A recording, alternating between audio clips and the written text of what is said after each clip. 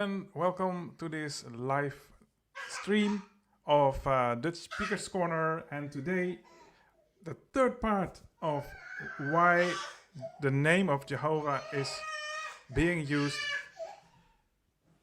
in the New World Translation of the Bible translation of the Watchtower. And at the same time, when I start talking, my daughter is also trying to getting involved. Thank you for watching. Also, if you watch this offline, van harte welkom voor de Dutch Among Us. Dobra пожаловать на русском. Well, let's go again to the verse 1 Peter 2 verse 3 and the reason why the New World Translation, which is the Bible translation for and by Jehovah's Witnesses. As we know, that Bible translation has some peculiar, well, it's an understatement. It is a peculiar Bible translation because in the Greek, we know that from the Greek translation, nowhere can be found even the name Jehovah or even the Tetragrammaton in the Greek. So if you go to let's share my screen, to a Greek Bible, and not trying to say that I am a Greek scholar, but just to show you what you will get. If you find a Greek Bible, and here I have one in the Peshitta, and it also has it has English and Greek. So you get all those texts together at the same time. And the first occurrence of the word kurios in Greek, which would be translated by scholars to Lord, because Lord is kurios in Greek. So, and in Aramaic,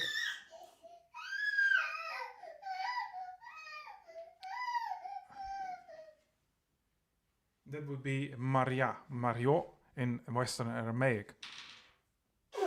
So, if you go to the Greek, then you would see theos or kurios. Let me find it for you here. It's kurios. You see. So this is the English Lord. Okay, I'll have to do with my daughter. Just a moment. You see, waarom ben je aan het gillen? Hè? Waarom ben je aan het gillen? Hey, hier heb je een broodje. Waar is je broodje? Papa? Waar is je broodje gebleven?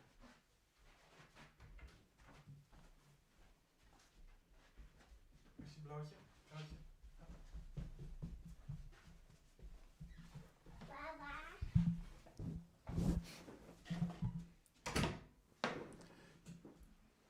I'm sorry for this interruption. Okay.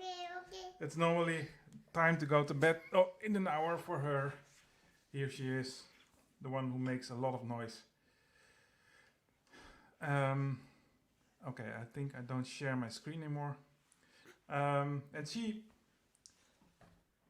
is my lovely daughter. Her name is Jessie. Yeah. Okay, so here you have the Greek Bible text, and you have the word kurios in the New World Translation.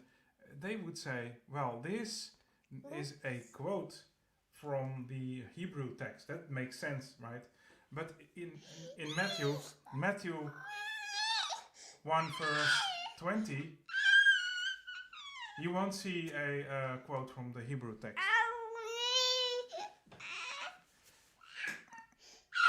Okay. Oké, jij gaat eens eventjes daar zitten.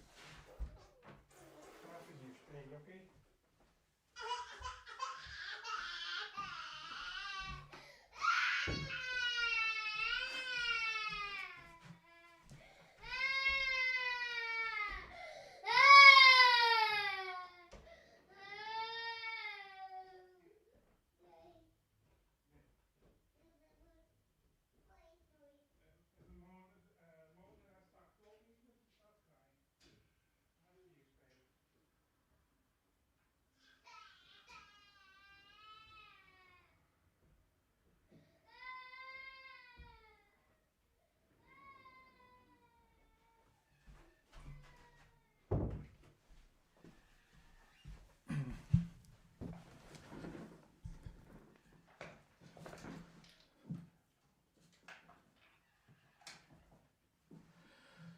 I'm sorry for the interruption. My wife deals with her. So you have the Greek text which has the word Lord. But here you don't have a quote from the Old Testament. But the New World Translation still manages to put there Jehovah. So where did they get that from, and what rules do they take? Well, here you see in this the New World Translation extra explanation of where it should be. You see that. Let me get this one. I say when it is a quote from the inspired Hebrew scriptures.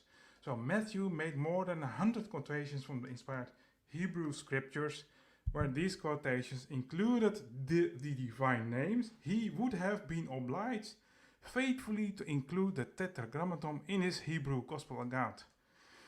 So they say well, they don't have the original from Matthew.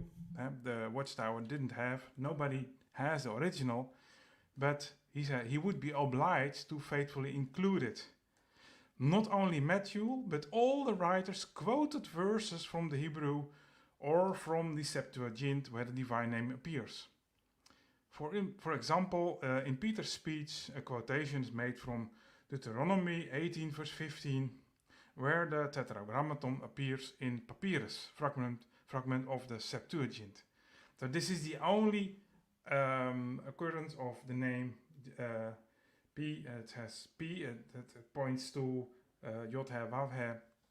But this is a very rare occurrence because the Septuagint, we have a complete Alexandrian version from the 2nd century before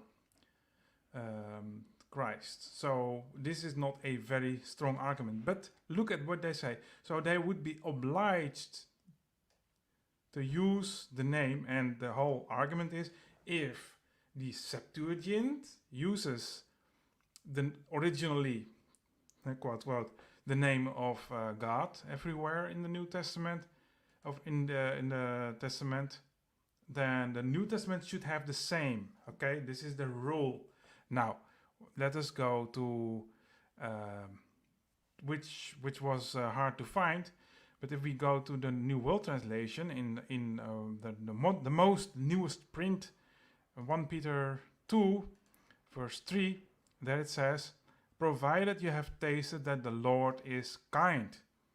As you can see, now it does not reference to any Old Testament, because why did they remove the quote that was there? So then you need to go to an older translation, an older Bible translation of the New World Translation. They have several editions. So if you go to an old edition with references, let me check. I think I just was looking here, not the study edition.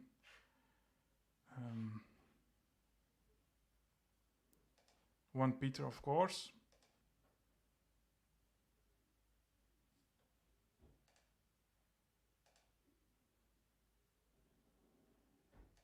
Provided that the Lord is kind. You have tasted that the Lord is kind. So you have to start with the New World Translation with references, and look at the comment.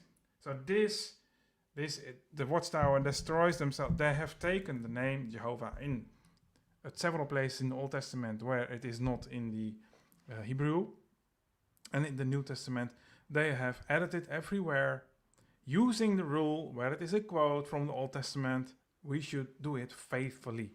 Now, they understand, because the context is talking about Peter saying, coming to him as a living stone. So here Jesus is him, he's a living stone, rejected, true by man, but chosen, precious with God. So you see that the Lord is kind, see? And he is talking about Jesus. Now, the comment says the Lord, and the Greek says ho kurios.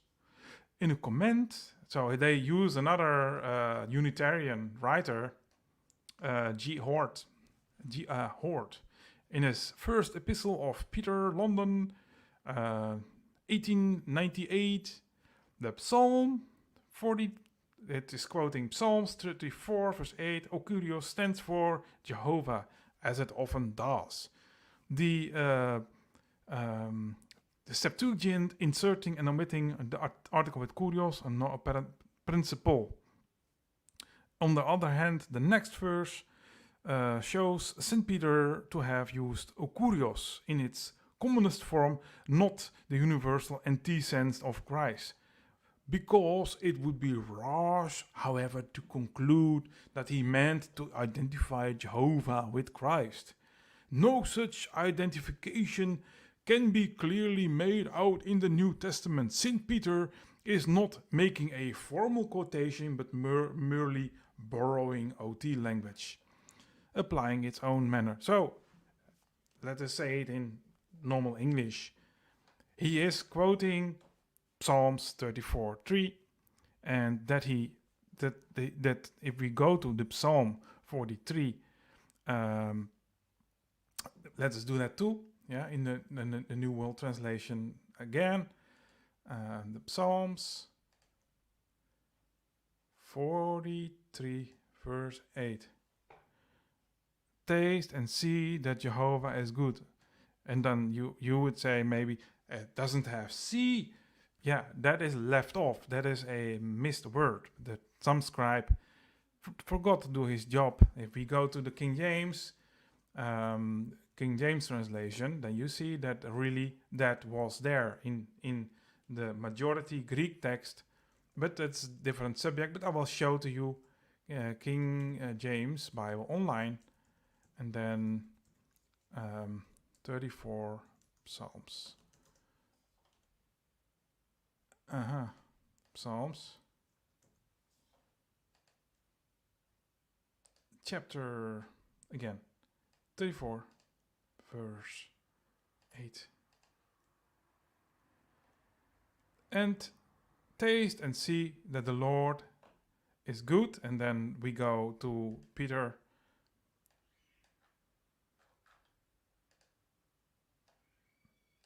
1 Peter 2 verse 3.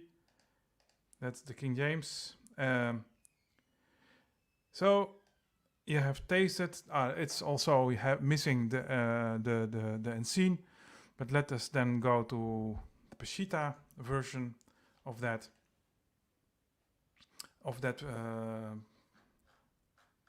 verse. Peshitta is also a New Testament. 1 Peter 2 verse 3. You see that here it says, you have tasted and seen how good is the Lord. Maybe if we have some, I hope some Greek has it too. No, it doesn't. But the Peshitta does. So the Peshitta has the full quote of the Psalms 34:3. So it's 4:8. So it's really about a quote of the Old Testament. Now, what the Watchtower is doing here is they are making a rule that if the New Testament writers would be seeing, for instance, that it is a quote from the Bible, where is the name Jehovah, they would say, well, let's put there Jehovah. So, for instance, Romans 10 verse 18 in the New Testament, New World Translation, also from the Greek Bible, as they translated it from Romans 10, verse 13. For everyone who calls on the name of Jehovah will be saved. Footnote. This is Joel 2 verse 32.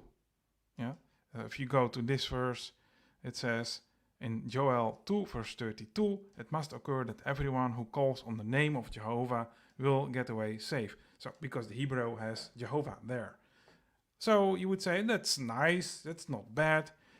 But then in Peter, suddenly it is bad. And then they must put there not Jehovah, but Lord. It is suddenly the Lord. And why does the quote say, and they are quoting even another Unitarian, because it is obvious that Peter did not see Jesus as Jehovah.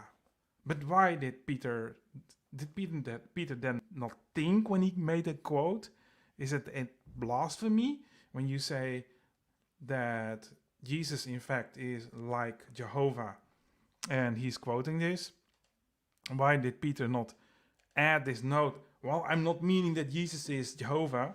You know, the Unitarians have that logic, like Trinitarians think that Jesus is the Father. So the Father and the Son are the same person. But that is not what Trinitarians believe at all. But the point is that Jesus is Jehovah. And the footnote says that this is NT. This is NT. Nowhere you see that Kurios in the most is not universal of Christ. So it would be rash to conclude that he meant to identify Jehovah with Christ. That is what the footnote says. Well, this is smashing Jehovah's Witnesses. You are in a cult. Really, if you don't understand why is somebody else thinking for you? If Peter was quoting Psalms, why not just put Jehovah there and then conclude it is not Jesus?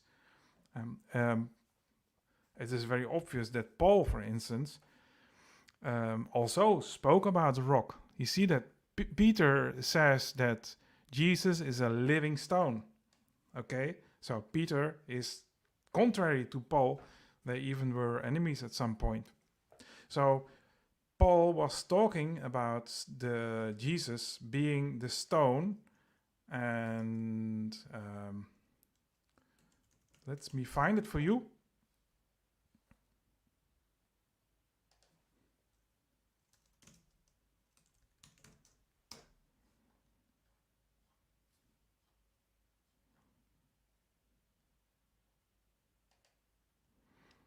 Where Paul says this.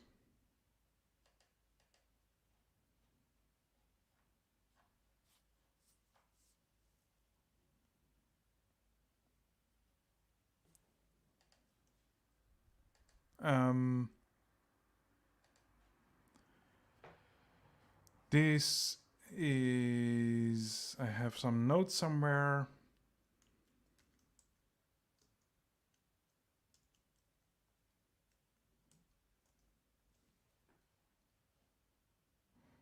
There where Paul is writing about the rock.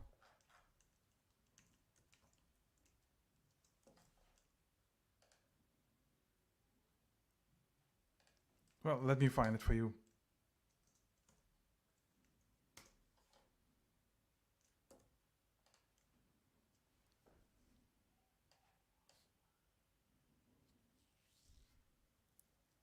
Yeah, that's 1 Corinthians 10:4. 1 Corinthians 10. Let me use again the New World Translation, as Jehovah's Witnesses think that that is the only uncorrupted Bible translation in the world. 1 Corinthians 10 verse 12.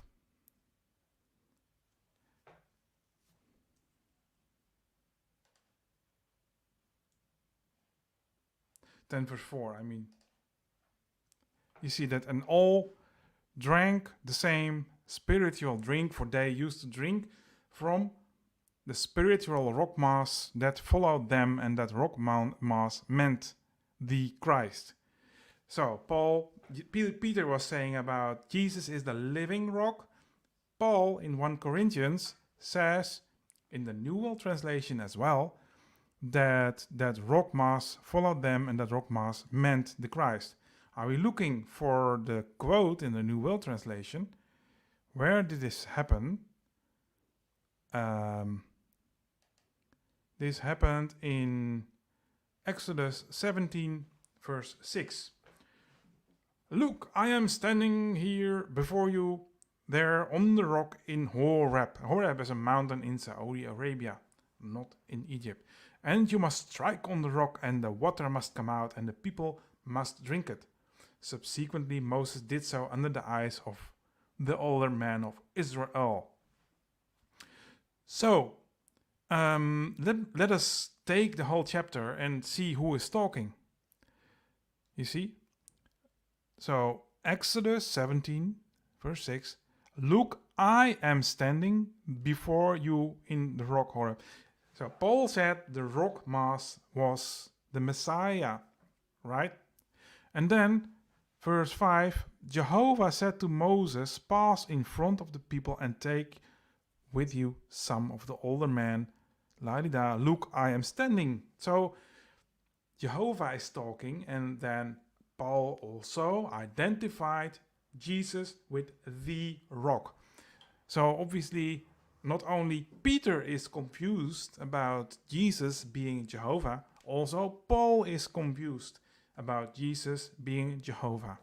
And this is not the only occurrence.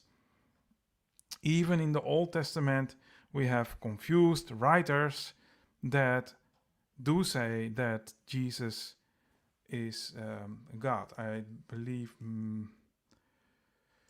this is, I hope I have the quote here.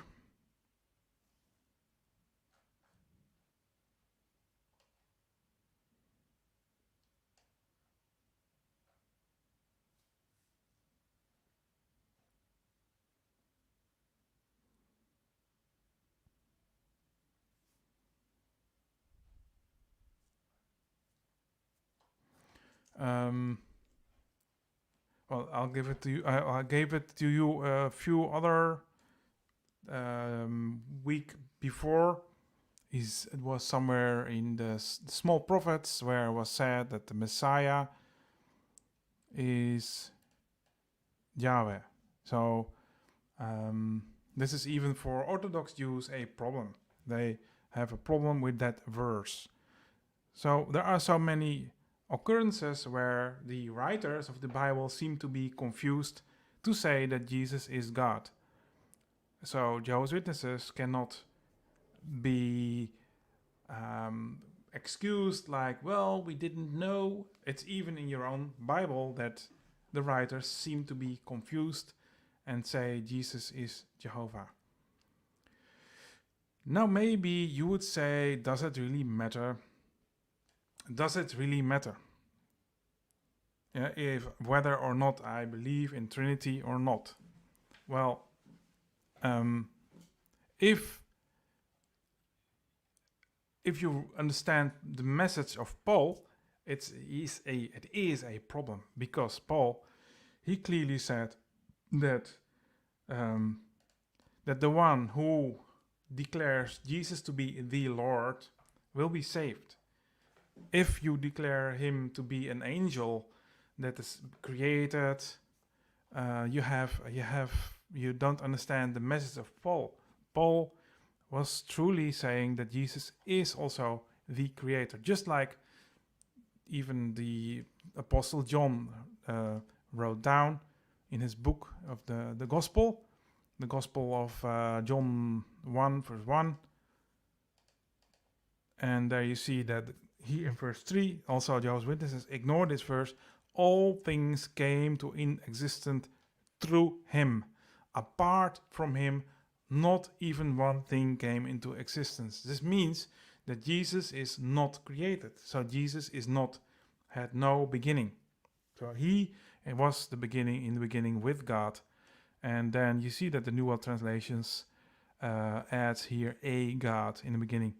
But all translations have God, and there is no real Greek argument to say this must be without the Greek ho, which means be. So it cannot mean God, but it means a, which is bad logic, because we have many occurrences of theos in the New Testament,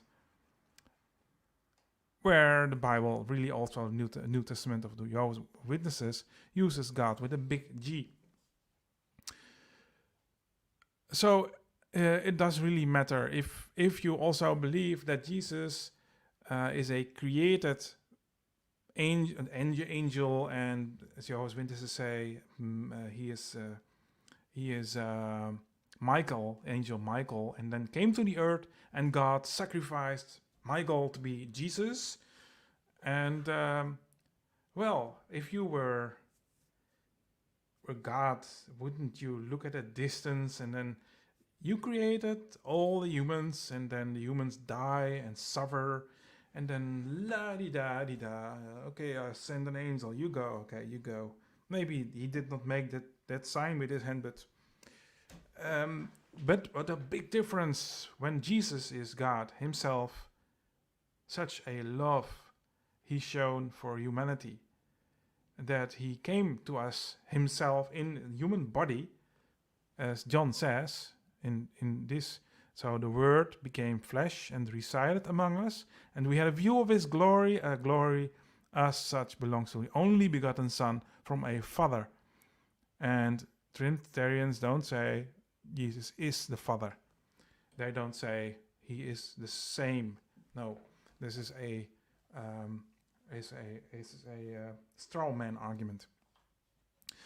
So, and then you have the famous Jehovah's Witness tale, like that should be pulling tears from your eyes, like there is a I will translate this.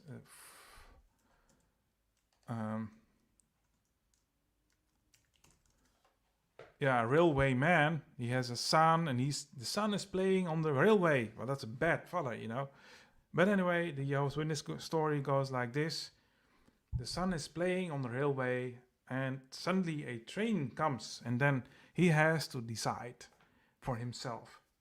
Either he can put the train on the wrong track, so his son is saved, but then all the people in the train will die, and his son will live. Or he lets the train follow its way, and his son will die.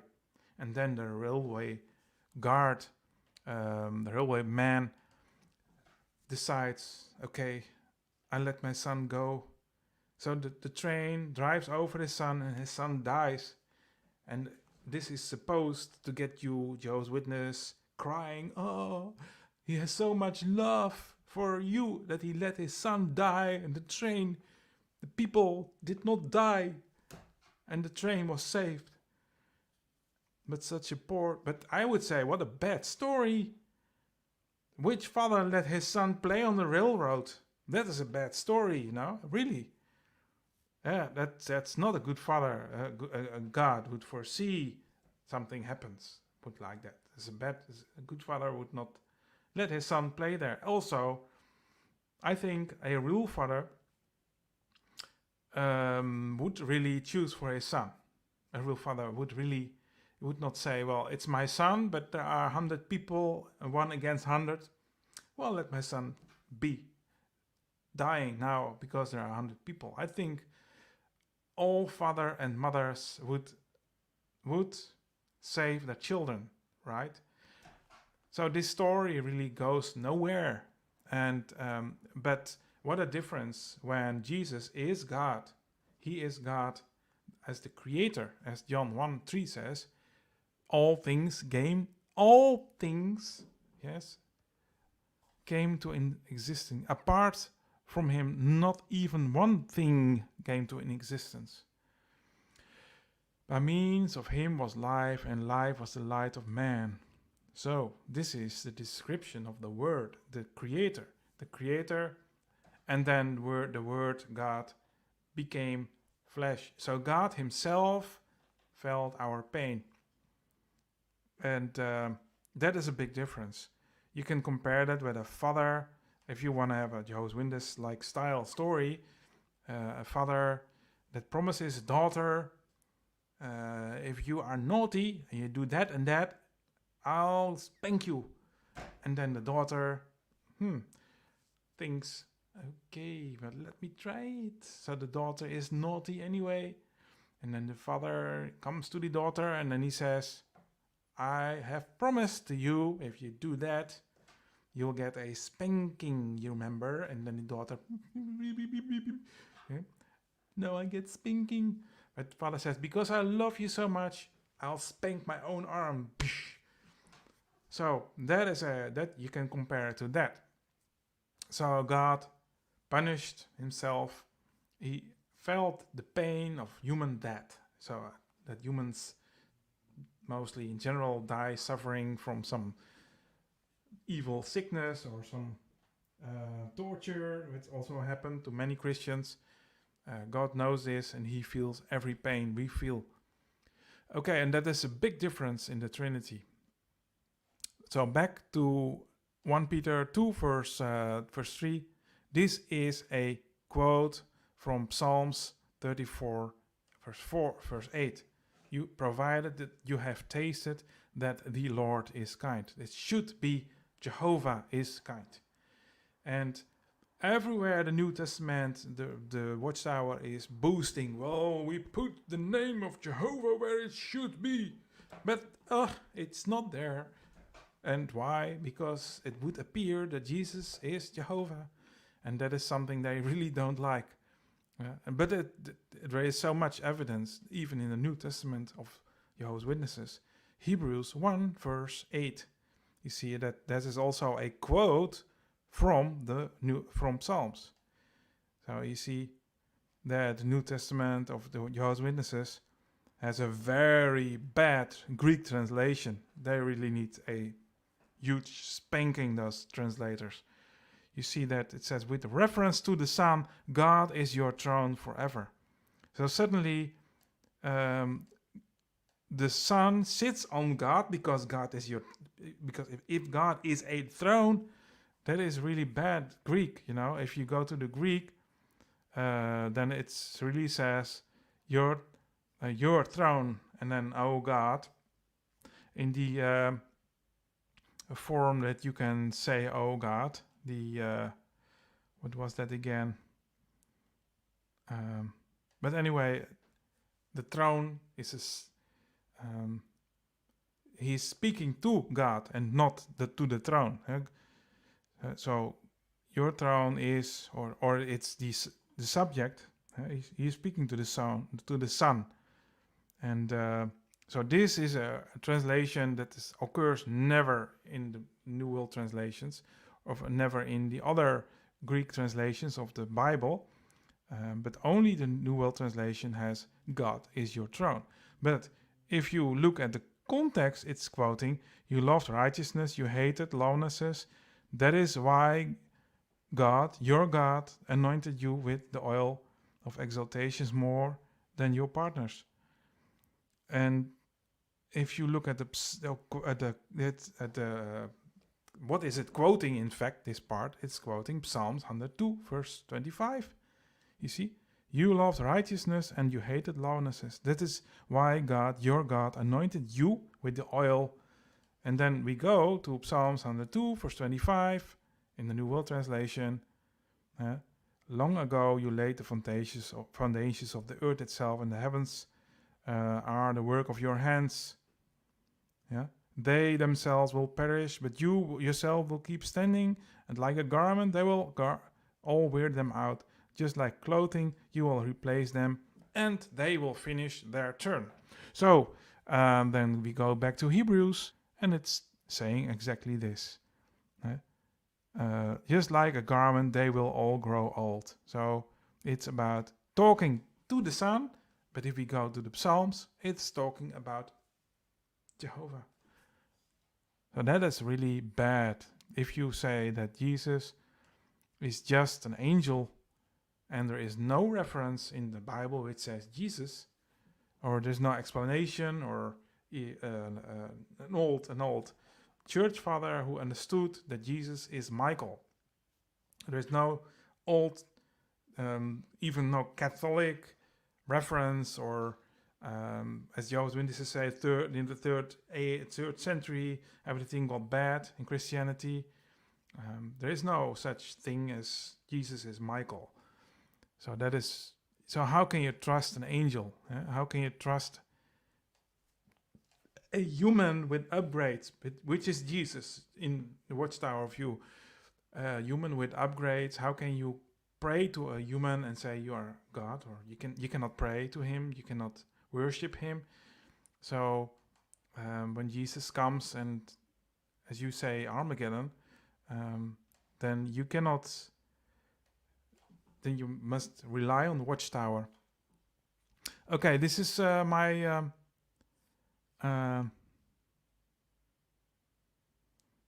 Yeah, people always misuse the live comments.